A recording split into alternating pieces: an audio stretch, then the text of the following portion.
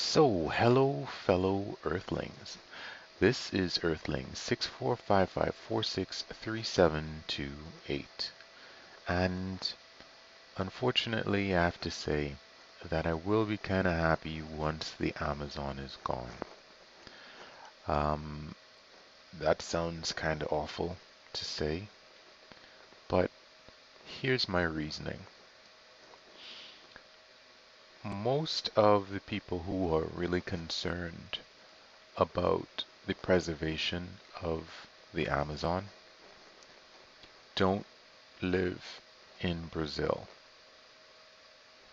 And most of the people who don't live in Brazil and are still concerned about, well, are concerned about the Amazon are not in less developed countries. They're in countries that don't have any forests anymore. They don't have much in the way of wildlife to compare to the Amazon. And when it really comes down to it, are not really willing to do anything to save the Amazon. And that might seem kind of weird, right? I mean, what do you mean, Earthling? There's everybody's concerned about the Amazon. Well, I was looking at, I can't remember who did the piece. One of these media houses, I think. Um, one of these, you know, press agencies or whatever. And they were saying that at the end of the day, I guess it was Bolsonaro, told the developed countries that if they wanted to preserve the Amazon, they would have to pay for it. And that seems fair to me. Is this valuable to you? Well, nothing in life is free, so pay us and we'll stop chopping it down. Because you guys in your countries over however many years have completely taken down all of your trees and your forests. I mean, you know what springs to mind right now? It springs what springs to mind is the UK and the UK countryside. And when you look at or when you see it in well, I'm not English, clearly. So when you see it on TV or whatever, you just see these you don't see forests. You don't see forests. If there's anything that you see, it's just grass, bare land. But there used to be forests, but they're all gone. And I recall going on to Google Maps, and I think I was looking maybe at the UK, maybe at Czech Republic, I think maybe at a number of different European countries. Um, and what struck me was just how almost every single space that I could see was either used for agriculture or it was just, lined up into blocks where you could see this is either being used or it can't be used at all. Maybe it's a rocky outcrop that's jutting out of the ground or something. And that's not Brazil. Half of Brazil, I don't know if it's half still, is, virgin forest. And every time we want to talk about the environment, we often, settle on the Amazon. And, here we can develop. I even imagine Argentina. I think of Argentina again for some reason, because I believe that Argentina has the distinction of being one of the only countries in the world to become a developed country and then do a U-turn and go back to being a developing country.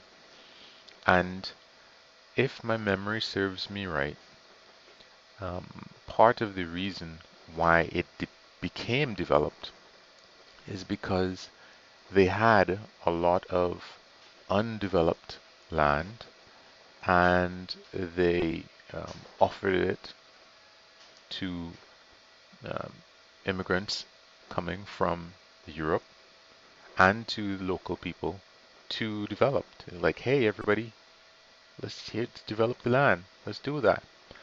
And I guess at some point they didn't have any more land, and that was it. They were done. They were finished. And of course, they didn't have any colonies themselves, um, or even any ex-colonies, because that's really what my point is.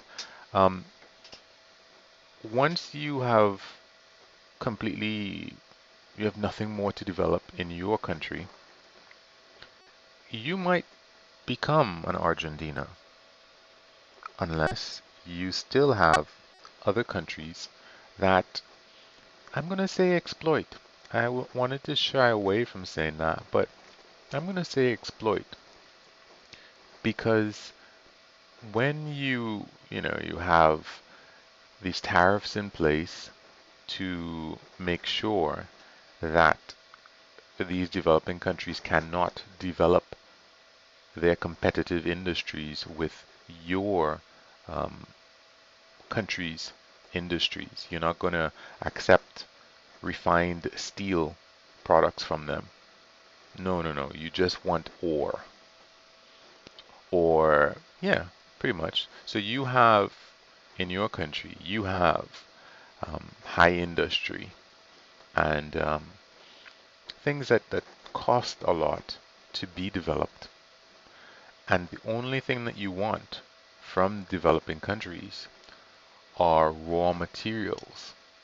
You don't want any of their finished um, high cost goods. You just want raw materials. It's pretty much the very same system that was in place when colonialization actually began, when there were kings and queens, and they did not want anything except raw materials from their colonies. That's exactly the situation. They did not want anything that could compete with what was going on in the motherland. And I guess part of that was that even people who went to live in the colonies and grew up and then had kids and grew up in the colonies, now you're looked down upon, right? But it was 10 years ago. I left here, but now I'm less than you, even though I may be wealthier because I'm exploiting this new country. I may be wealthier than I ever was at home, but now I am less than, and my children are less than because we grew up here and we're only good for providing raw materials. It's, I have people who, um, one of my friends, they were like, wow, look at Japan, look how great Japan is. How do you figure out that Japan is doing well? Japan didn't have any colonies. Yes, yes, Japan had colonies. I did not know, I did not realize at all, but Japan went out there and got Korea as a colony, and it got parts of China as a colony, all the way leading up to World War II. And when you listen um, to how it was portrayed, it was portrayed in exactly the same way as colonialization worked. You go out there, you take what you want, then you have people come from Japan to work the land and the farms and You essentially make sure that the people that you found there have no more power, have no more influence. If they need to survive, they're going to have to work for you at a substandard point. Anyway, I'm on colonialization and I was talking about the Amazon. But I will be so glad when the Amazon is gone. Uh, it sounds so horrible, but uh, I don't want, clearly, people are still cutting down the Amazon. And Bolsonaro had made this offer that they would stop if the developed world paid for it. I don't think the developed world is paying for this. And this is part of it, right? Because it's not affecting the rich people yet. I was I have a couple of times heard about how great the British sewer system became at some point, in spite of the fact that the Thames had become very, very polluted and very foul. And it turns out that the reason why that was the case, um, the reason why they eventually uh, went into to creating all of this intricate underground sewage systems is because in one particular year, Parliament, which was right next to the Thames, um, suffered from the overpowering stench of the Thames. And because all of these legislators are in Parliament, wow, they suddenly put aside all this money to fix the sewage systems. Well, not fixed, but to create, I guess. To create these sewage systems um, to make sure that the Thames didn't stink as much. And amazingly, all of these cholera outbreaks that were, um, you know, overriding uh, London, they stopped. They stopped. But I mean, that was not, nobody cared about that. It was the stench that really did it. And the benefits of the Amazon, whether it is all of the wildlife that's there, or it is the oxygen that it produces, or whatever it might be, that's not accessible to rich people. You can't go on a safari in the Amazon because of the trees and all this other stuff. So there's no, preserves that remain preserved. Because that's one of the things in Africa. It's in the savannah, it's accessible. So reasonably wealthy people can take all the shots they need and they can go in a vehicle and look at all the animals and that money and it is not even look at all the animals, they can go hunt, right? They can go trophy hunting. And as a result of that, those preserves and those protected areas can remain protected because they're accessible to wealthy people. That is unlikely to ever be the case. Well, I mean, it could be the case for Brazil. It's a lot closer to the US, which is a big supply of wealthy people. If they could build some infrastructure in there, but then, okay, you build some infrastructure and you build some roads, well, and whatever else. Now you're driving along a road with forest on either side. You can't see the way that you can see in Africa, in the savannah, for miles and miles and miles. You can't see the elephants over there, or the giraffes, or the rhinoceroses, or the hippopotami, or no, you can't see any of that.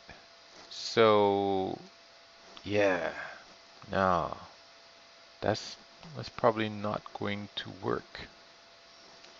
Um, yeah, that does not seem like it's gonna work to attract and create preserves the same way. Hmm. So I guess the Amazon is lost because it's not really going to be of use to wealthy people. You know, to say I went to the Amazon. No, you can say you went on a safari and you can show all the pictures of all the animals, but you can't really do that in the Amazon. And the fresh air that you breathe, you can breathe that from any place in the world.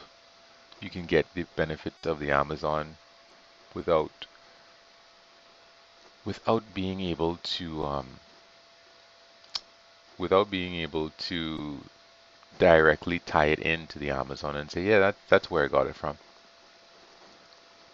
So it's just a lot of BS, honestly.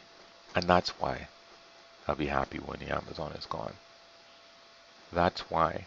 Because Brazil wants to be what Argentina became. Everybody wants to be that. Argentina wanted to be the UK, it wanted to be Spain, or at least Spain in its prominence. Um, Everybody wants to be a developed country. Unfortunately, there's no more places to colonize and continue to exploit after your resources are gone. So that's not going to happen. More than likely, what would happen or will happen is that its economy will be able to benefit from the exploitation of the Amazon until there's no more of it. And yeah, that's another thing. We hear about how much of the Amazon is being used up all the time and burnt. An area the size of California, an area the size of France. And how long is it going to take for this shit to be gone? Every year is being burned up so quickly, and yet it never gets burnt up completely. I mean, gosh, I sound no. I'm fed up. I'm fed up of people saying that we need to preserve the Amazon. We need to preserve this and that and the other. And nobody wants to put, and I understand that it's a structural thing, it's not necessarily the rich people's fault, and I am one of them because there are so many exploited people out there that I am like a billionaire to many of them in the life that I lead, which is not even very wealthy life anyway. But anyway, this video file is going to be too huge, so gonna go. Thanks for listening. Have a good one. Peace.